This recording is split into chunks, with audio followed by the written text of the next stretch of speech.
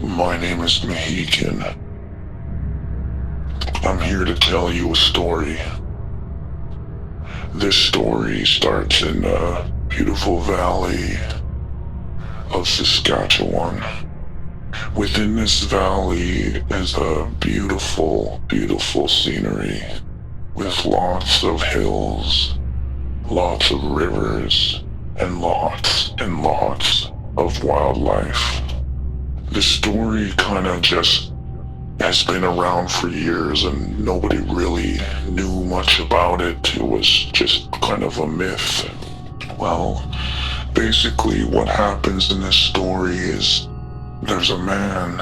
This man lives on his own in the hills. Inside the hills, he just seems to coexist with nature. Nobody sees him. But there have been reports of him walking on the side of the road. When you drive down at night, you might see him. This man is sometimes wearing a business suit and is very tall. This man is the man in the hills, and he lives all by himself every day. He finds shelter when he can. He utilizes anything in the hills for shelter. Sometimes he'd use an abandoned area. Sometimes he'd use an abandoned lot. Other times he'd just use anywhere he could sleep. This man was mysterious because he'd be in town shopping with the rest of the people.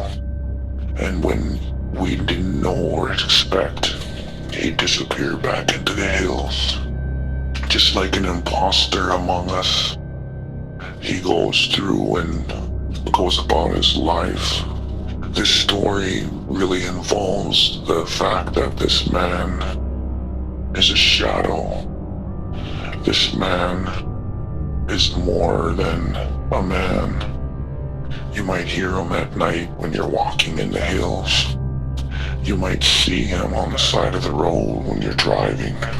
There have been reports that a mysterious man would be walking on the road towards Standing Buffalo or towards Katepwa Lake. There have also been reports of fishermen that would see this man standing on the side of the lake, or people in their cabins might see this man in their yard and then he'd disappear when they come outside. Well, today, during our hike, we did find something. We found one of his hiding spots. We came across this hill, abandoned, far away from town. During our hike, my dog was acting very strange. He started walking towards this clearing in the valley, so we'd have to go up and over the hill.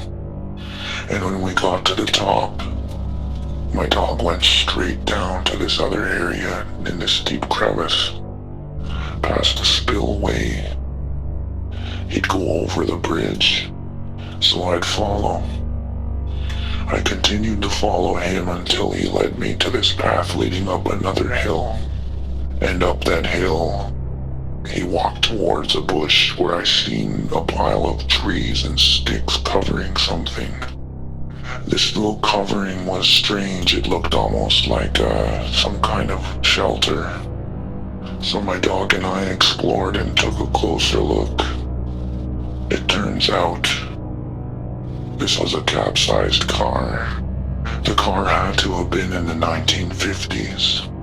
I couldn't figure out what caused the car to be upside down in the middle of the valley, off to the side of the road, as if the car flew off the road and landed down the hill and collapsed in some trees upside down.